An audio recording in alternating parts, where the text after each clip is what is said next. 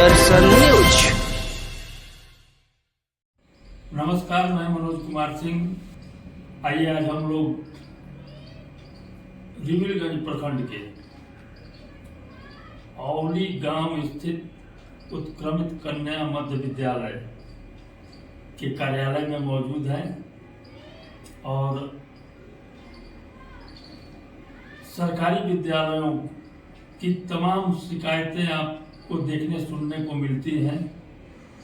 सरकारी विद्यालयों को मजाकिया लहजे में सोशल मीडिया और मीडिया पर अक्सर दिखाया जाता है। उन्हीं सरकारी विद्यालयों में से एक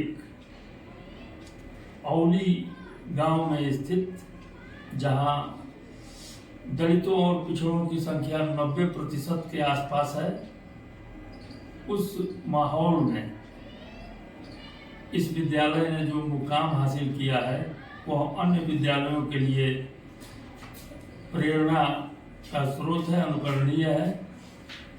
आइए आज हम लोग कार्यालय में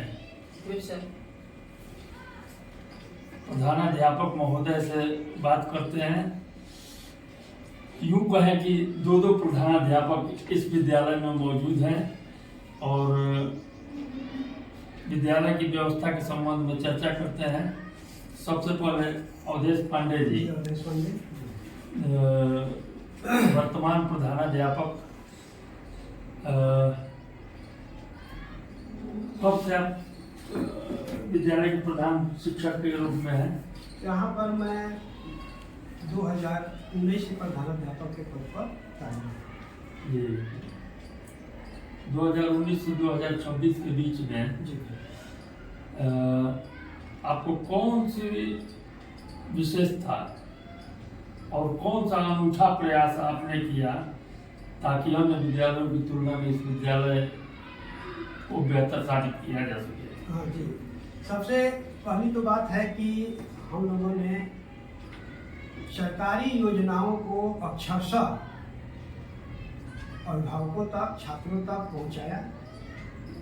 विभाग द्वारा ससमय पुस्तकें उपलब्ध कराई जाती हैं, निःशुल्क पाठ्य पुस्तक, मध्याह्न भोजन संचालित होता है।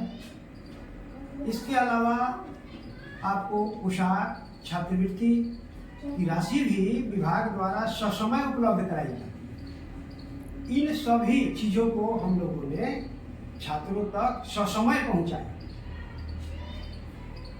और अभिभावकों से बच्चों की उपस्थिति के लिए कि बच्चे नियमित रूप से विद्यालय आवे, इसके लिए हम लोग नियमित रूप से टीचर्स पेरेंट्स मीटिंग करते हैं और अभिभावकों से डोर टू डोर जाके संपर्क करते हैं, जिसका प्रभाव हुआ ये पड़ा कि हमारे यहाँ बच्चों की उपस्थिति 100% है और बच्चे नियमित रूप से विद्यालय आते हैं और यह विकास के मुकाम पर पहुँचा है।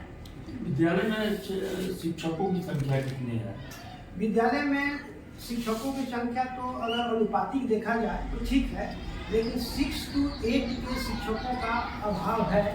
लेकिन हमारे यहाँ 1-5 के भी जो टीचर हैं, जब तक वैकल्पिक व्यवस्था नहीं हो जाता है तब तक वो हमारे यहाँ वैकल्पिक रूप से 1-5 के शिक्षक को वर्ग संचालित करते हैं। संख्या कितनी होगी?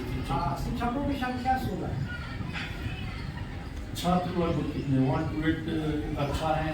हाँ, 1 to 8 है। यहाँ से हमारे यहाँ लगभग 450 की संख्या है।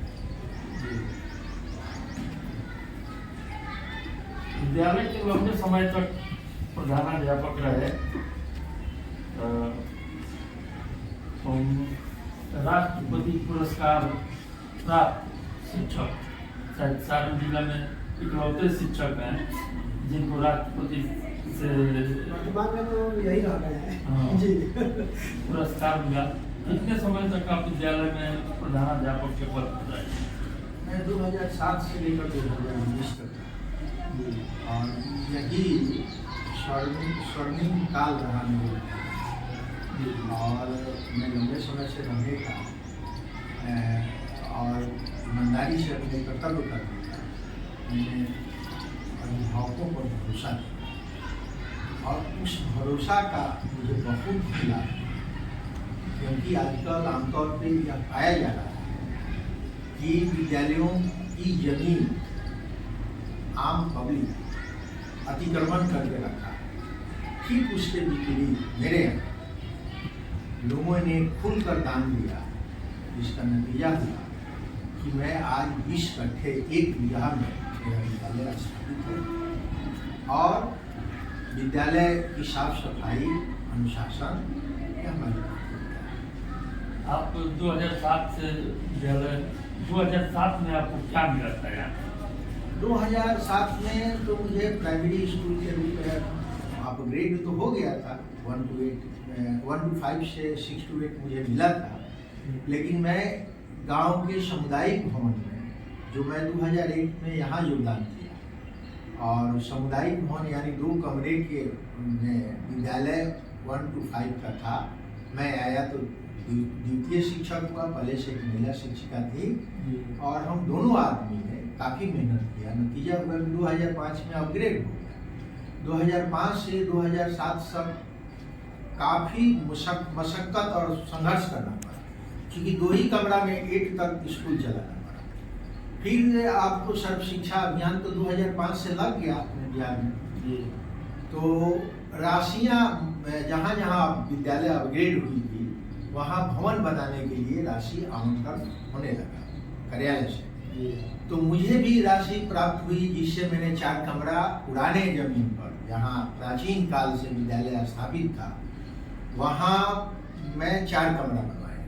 कितना में वो विद्यालय था पुराना 3 कट्ठे में? 3 कट्ठे। जी, 3 कट्ठा में 4 कमरा बना और 8 क्लास लेकर हम, तब तक मेरे साथ कोई पढ़ाने में मनमानी नहीं करेगा, तमाम व्यवस्था जी हाँ लंबे समय से चल रहा है। जी हाँ, ये तकनीक में हम लोग अपनाए हैं, जिससे हम लोग को मेहनत कम करना पड़ता है। शिक्षा क्योंकि ये व्यवस्थाएं बाकी विद्यालयों में नहीं है। जी जी।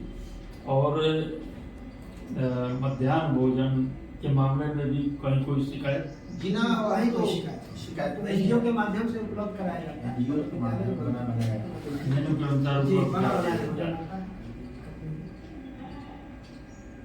शिक्षक, अभिभावक और छात्र तीनों जहाँ खुश रहें, निश्चित रूप से विद्यालय का ग्रोथ बढ़ेगा।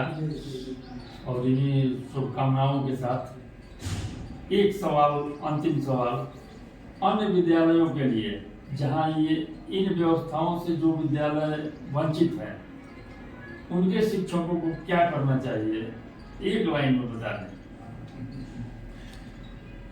आकर हमें देखना चाहिए, हमसे बात करना चाहिए, सीखने के लिए। सीखना बहुत जरूरी है और सबसे एक सब इसके लिए है कि अंदर में ईमानदारी होनी चाहिए।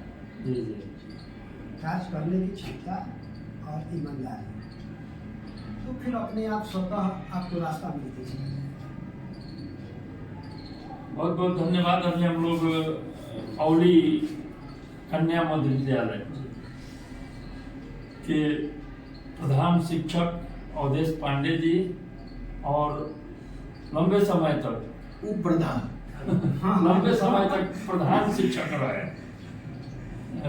विनय कुमार दुबे जी से बात करके हमें काफ़ी प्रसन्नता हुई। निश्चित रूप से इस वीडियो के माध्यम से जितने दर्शक हमसे जुड़ रहे हैं, उन तमाम दर्शकों के बीच बैठे बाकी विद्यालयों के सरकारी शिक्षक निश्चित रूप से इन शिक्षकों का, उत्कृष्ट शिक्षकों का जो काम करने का नज़रिया है, उसका अनुसरण करेंगे। बहुत बहुत धन्यवाद। नमस्कार। आपको भी बहुत बहुत बहुत धन्यवाद। धन्यवाद।